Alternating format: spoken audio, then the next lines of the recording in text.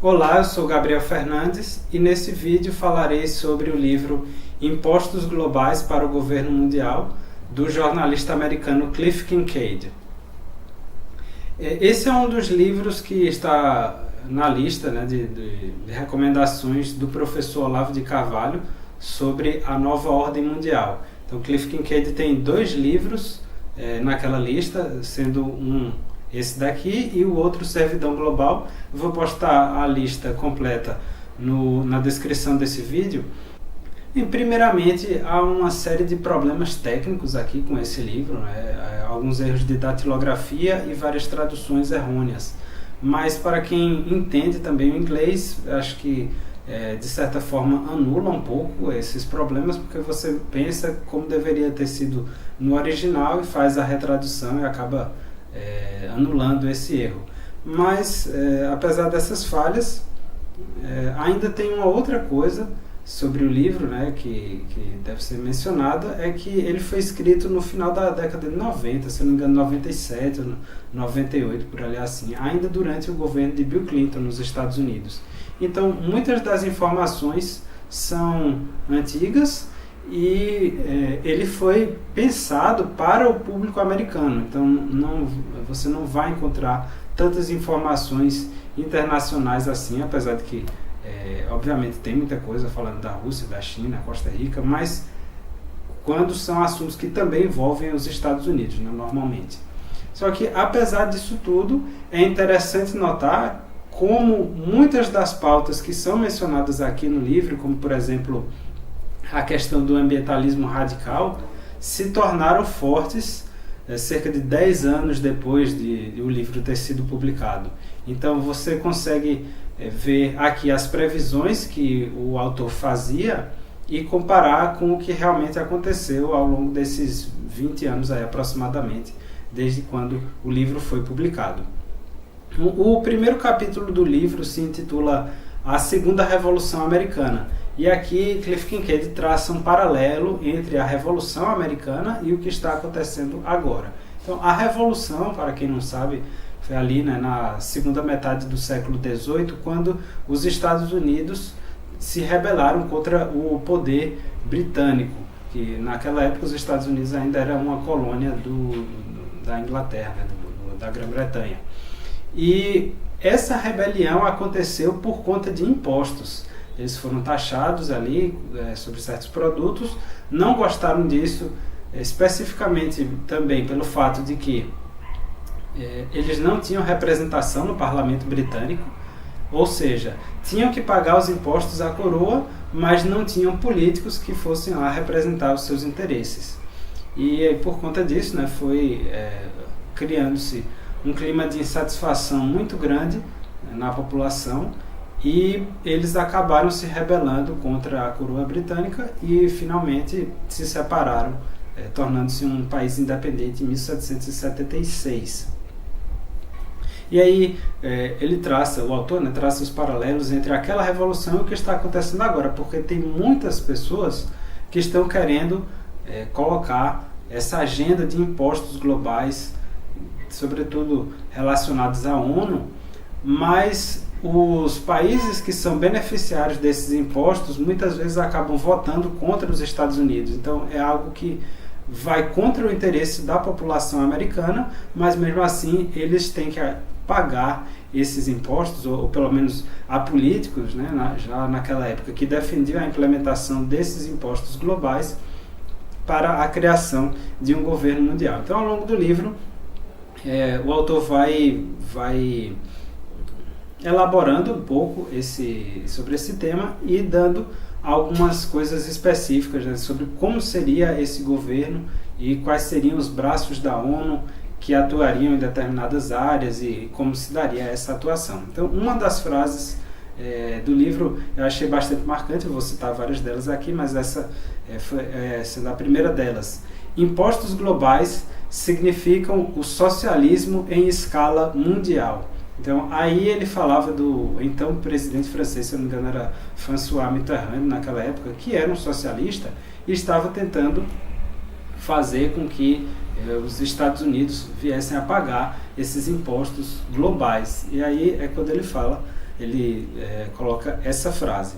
Então, os impostos globais seriam taxados, né, principalmente por 3 vias. Uma delas seria sobre viagens internacionais, teria um pequeno imposto sobre isso.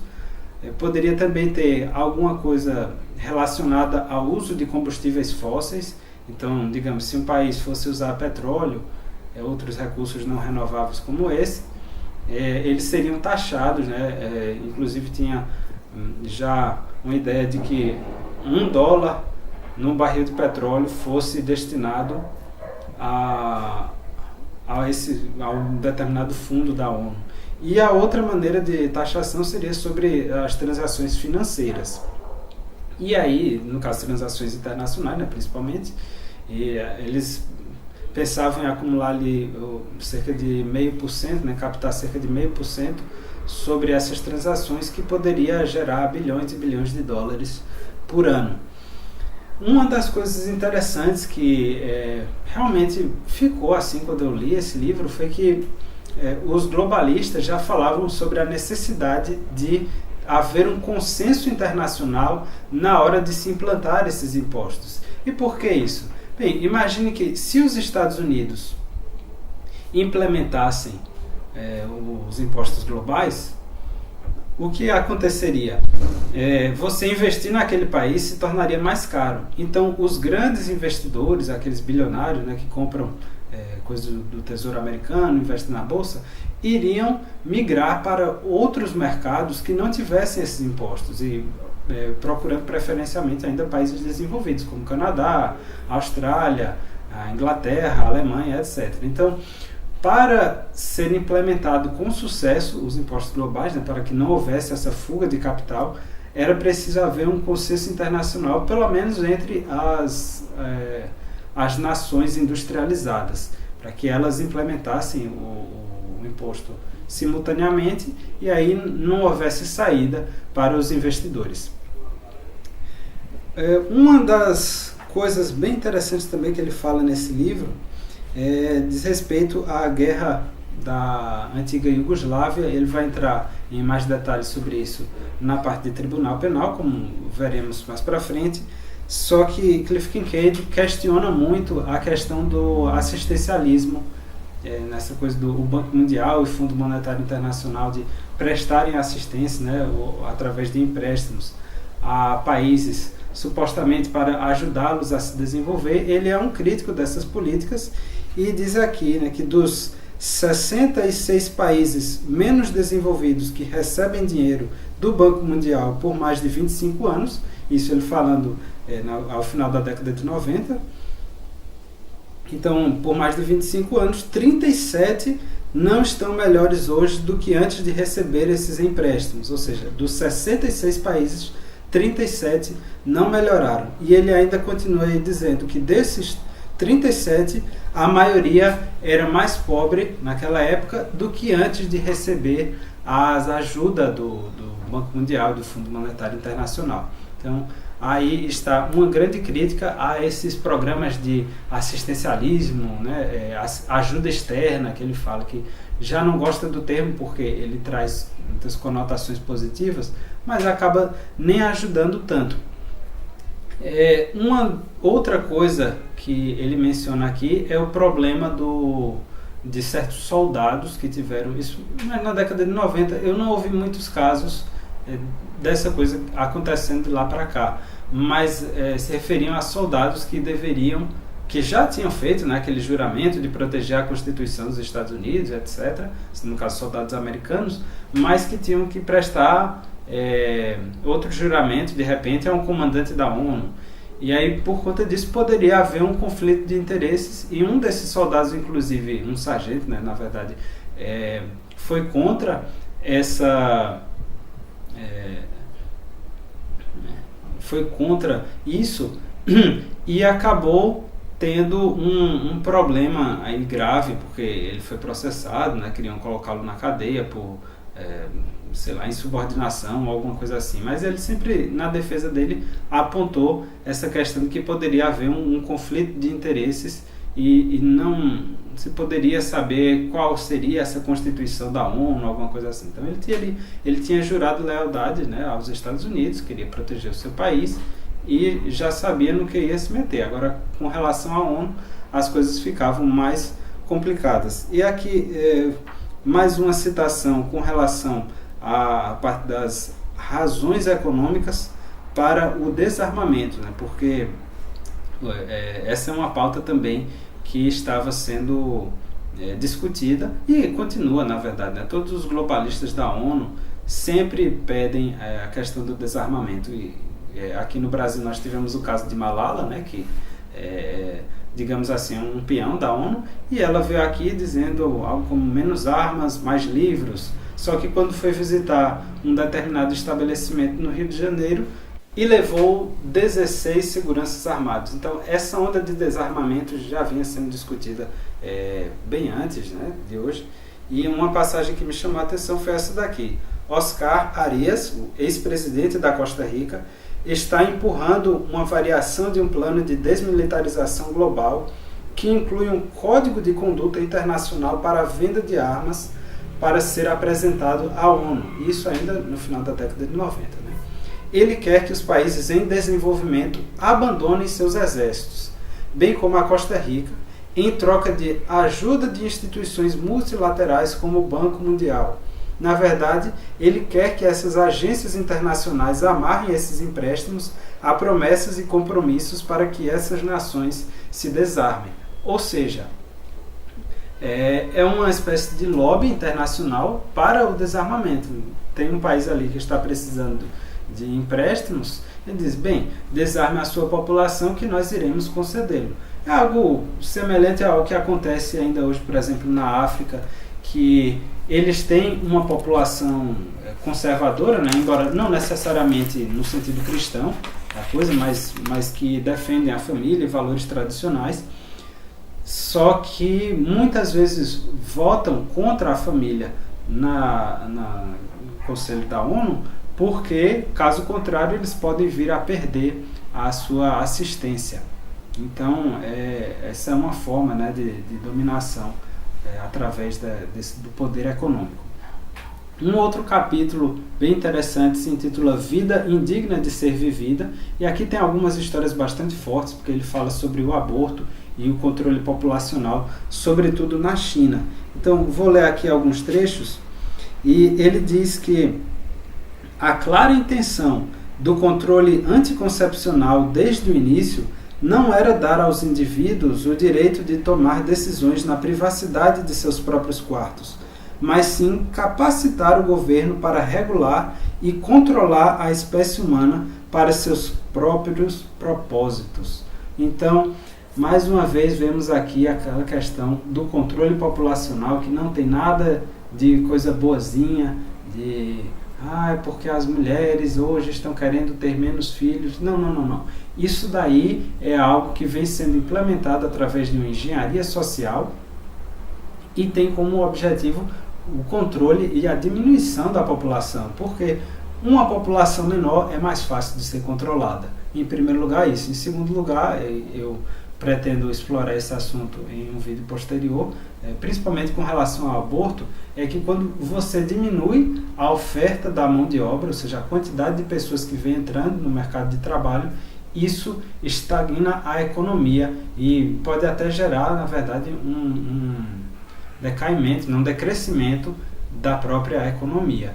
E a legalização do aborto, ela tende a diminuir a taxa de natalidade, então está tudo atrelado aí a essa questão do controle populacional. Ele também fala aqui de uns casos bem atrozes de esterilização forçada de mulheres, sobretudo na China. Fala também que alguns orfanatos lá tinham taxas de mortalidade superior aos de campos de concentração nazistas. Isso acontecia porque era na época que, aliás, ainda tem, né, aquela questão da política do filho único na China, e as mulheres, quando elas tinham uma filha, né, especificamente ou tipicamente uma mulher, isso daí não era muito desejado, porque tinha uma questão não sei exatamente se era a herança ou era o costume de que o filho mais velho é que sustentaria os pais. Então os casais sempre precisavam, ou sempre preferiam ter filhos homens. E aí quando nascia uma mulher, muitas vezes ela era abandonada e deixada para morrer mesmo. Então os orfanatos, ele diz, não eram orfanatos no sentido de que as crianças não eram órfãs. Elas eram simplesmente crianças que tinham sido abandonadas pelos pais e muitas vezes estavam ali para morrer mesmo.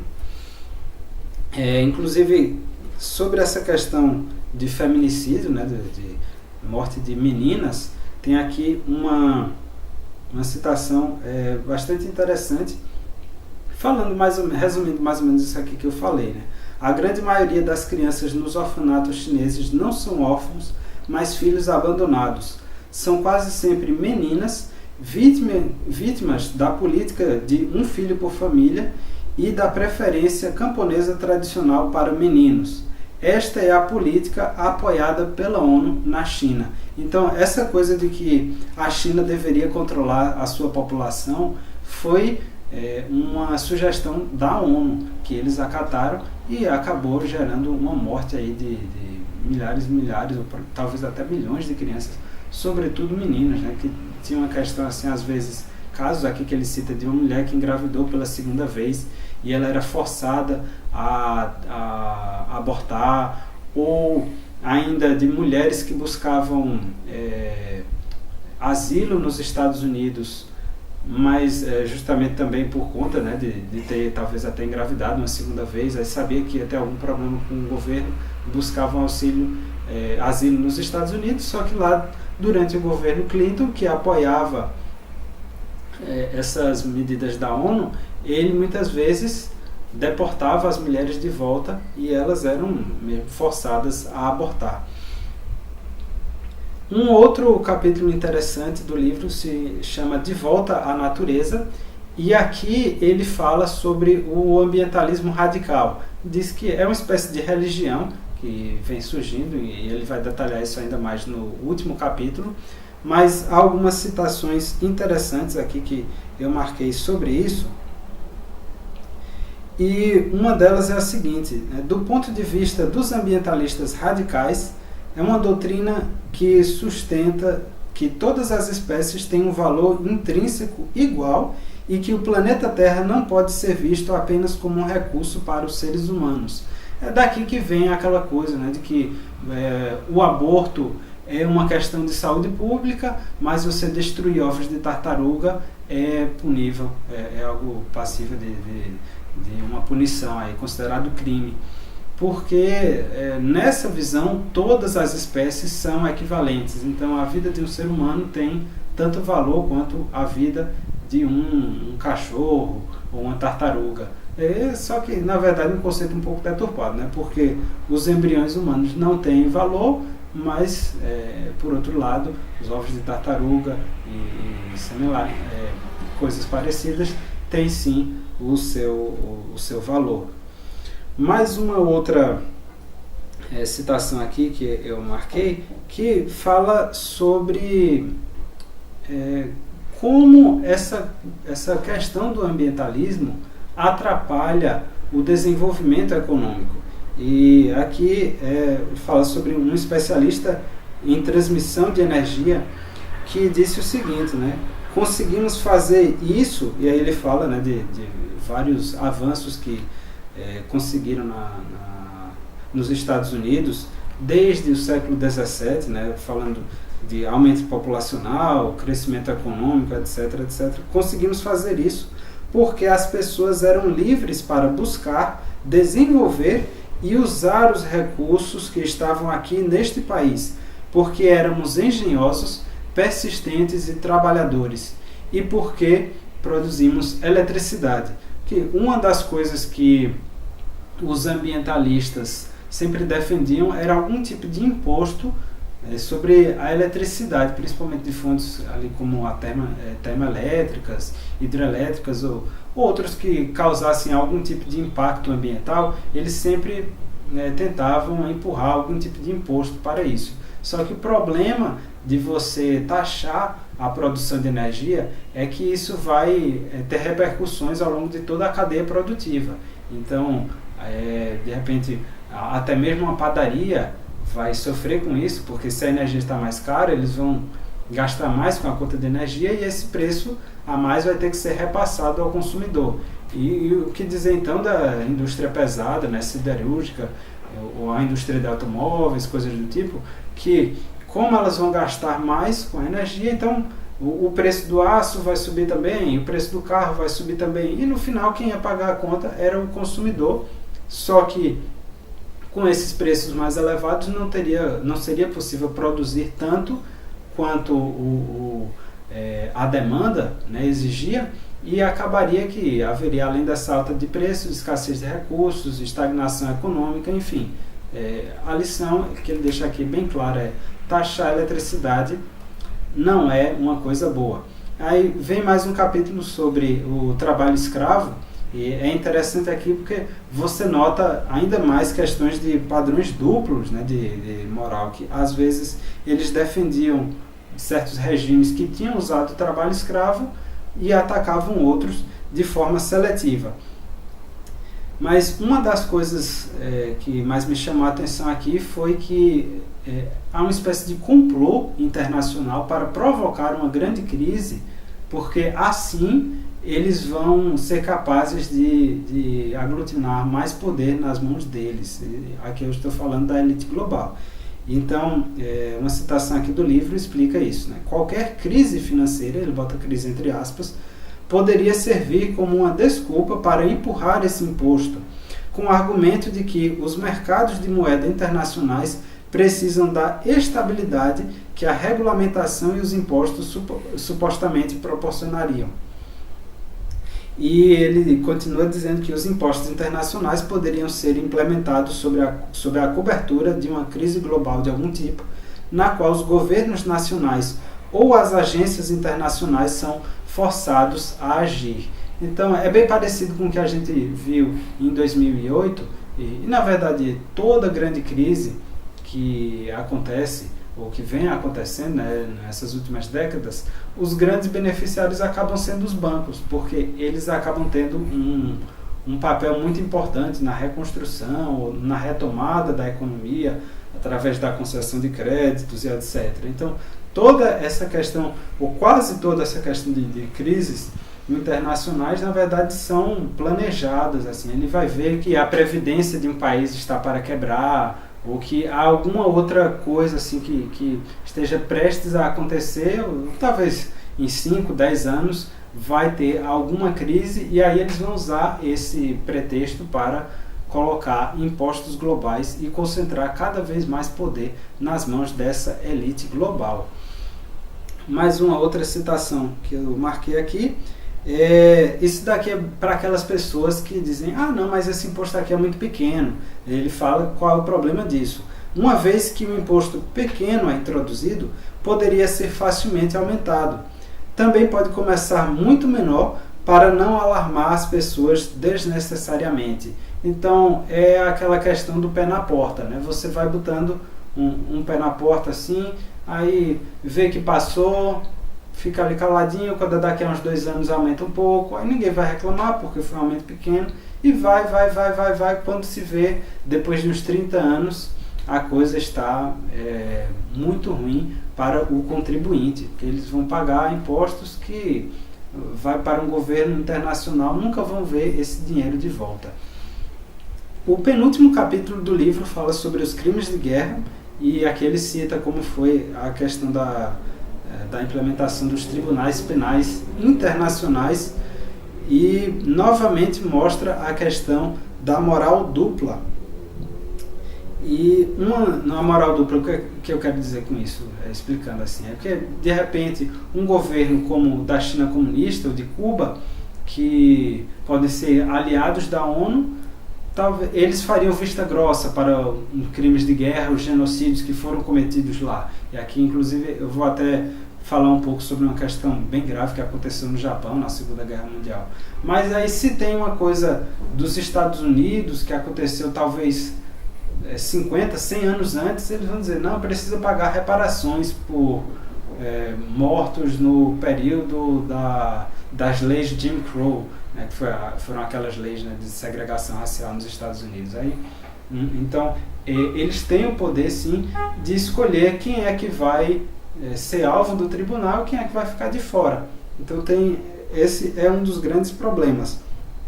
E Cliff Kincaid alerta aqui, dizendo que o Tribunal Penal Internacional poderia aprisionar e processar indivíduos por crimes contra a humanidade e outras ofensas vagas, potencialmente incluindo colonialismo, crimes ambientais ou mesmo crimes de ódio. Os juízes poderiam vir de Cuba ou da Coreia do Norte.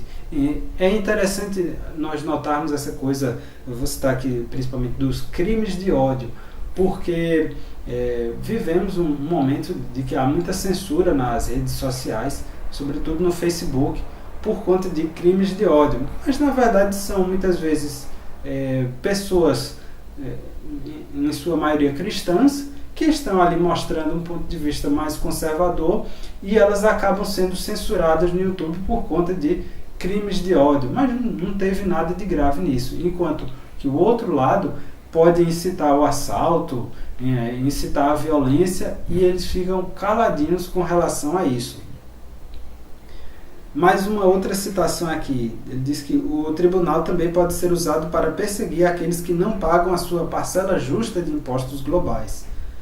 E isso viria através de um braço judicial da ONU aprimorado, a autoridade para prender, perseguir e encarcerar pessoas em todo o mundo. Então, se você percebe aí que as pessoas, além de tudo, estariam desarmadas por conta das próprias políticas da ONU, tem-se aqui um ambiente claro para o estabelecimento de um sistema totalitário em nível mundial. Citando mais alguns problemas de hipocrisia com isso, e ele fala aqui da questão também do genocídio, né, que um grupo de frente comunista conhecido como Congresso dos Direitos Civis apresentou uma petição à ONU cobrando aos Estados Unidos o genocídio pelo tratamento aos negros.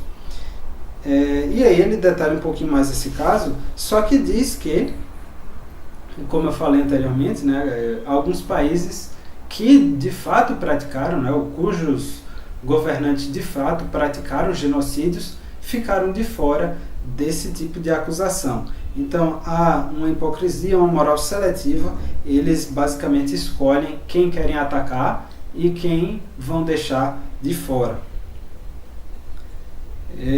Aqui sobre o que aconteceu na Iugoslávia, na antiga Iugoslávia, né, que foi acho que o primeiro grande exemplo de um tribunal penal internacional, diz que um dos juízes do tribunal da Iugoslávia é da China comunista, uma ditadura na qual os governantes comunistas assassinaram dezenas de milhões, mas escaparam da acusação.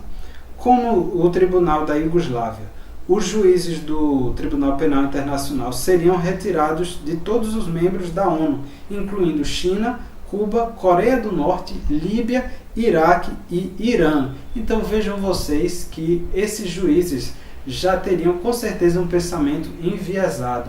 E aí seria uma grande ameaça para a soberania nacional e também para a liberdade dos indivíduos.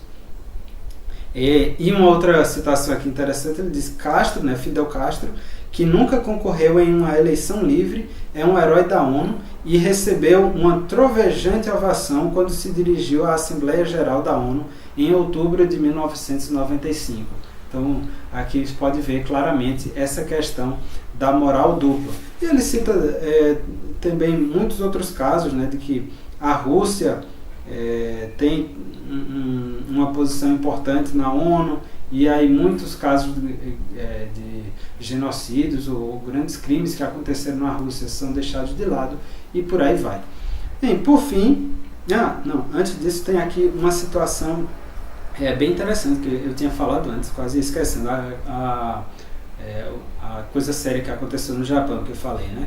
Que um pesquisador aqui chamado Greg Rodrigues, de Washington, né, nos Estados Unidos, indicou que o general Douglas MacArthur foi o comandante das forças aliadas no Japão durante a Segunda Guerra Mundial, proveu imunidade de acusação contra um tenente-general, Shiro Ishii, e seu grupo em troca de dados de guerra sobre agentes biológicos. Isso porque os japoneses estavam testando agentes biológicos em prisioneiros de guerra americanos durante a Segunda Guerra Mundial. Então, em troca dessa informação, eles deixaram de lado as acusações contra os japoneses, e aqui acusações gravíssimas. Ele ainda disse que teve gente que trabalhou com essa questão dos agentes biológicos e saiu ileso, e ainda foi fundar uma grande indústria farmacêutica no Japão. Então, tem aquela questão, né? Se você é amiguinho do governo internacional, do governo mundial, você vai poder tudo. E o último capítulo fala sobre religião, é intitulado A Nova Religião Estado. E ele aqui defende a ideia de que a ONU foi fundada sobre propósitos religiosos, né, por assim dizer, tem fundamentos religiosos, bases religiosas, e que ao invés de adorar a Deus, eles adoram a terra. E há uma grande evidência sugerindo que os impostos internacionais também ajudariam a subsidiar uma religião mundial ou uma igreja mundial. E que o Programa das Nações Unidas para o Meio Ambiente promove vigorosamente o conceito de Sabbat ambiental, no qual a terra é glorificada em lugar de Deus. Tem algumas citações bem interessantes aqui que eu vou lendo ao longo desse vídeo, e ele fala também de Mikhail Gorbachev, né, que ele lançou uma coisa relacionada à Carta da Terra, né, que era seria uma espécie de constituição para um governo mundial. Ele cita também William Swing, que é um bispo episcopal americano, do qual eu já falei nesse capítulo. Tem um vídeo meu sobre a religião global, e eu vou lançar mais alguns vídeos sobre esse assunto no futuro. E uma outra parte muito, muito importante sobre Deepak Chopra, que é um autor de best-seller. Creio que ele seja americano, mas parece que é indiano, naturalizado americano.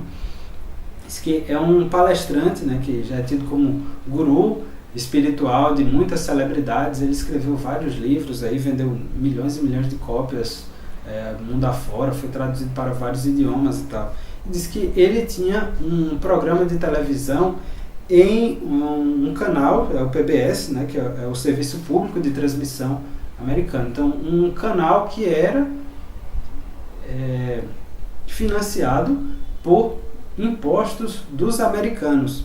Mas qual é o problema disso? Ele diz aqui, se Chopra fosse um cristão evangélico, é provável que ele não conseguisse sequer 1 hora de programa na PBS. E diz que iam ter todo tipo de investigação contra ele, né, achando que ele seria acusado de proselitismo e tal. Mas como ele faz essa coisa da religião da nova era, né, aquela espiritualidade muito, no sentido, Eckhart Tolle, né, quem lê os livros ali, O Poder do Agora, acho que O Poder do Silêncio, ele tem, né, essa coisa de que é como se as religiões fossem equivalentes, se você adorar a Cristo ou Buda, não tem muita diferença, desde que, sei lá, mantenha a sua mente vazia e perceba que a sua mente é capaz de transformar a realidade. Tem esses jargões assim que usam, que faz muito sucesso nos livros de autoajuda, mas que na vida real eu tenho minhas sérias dúvidas com relação a isso.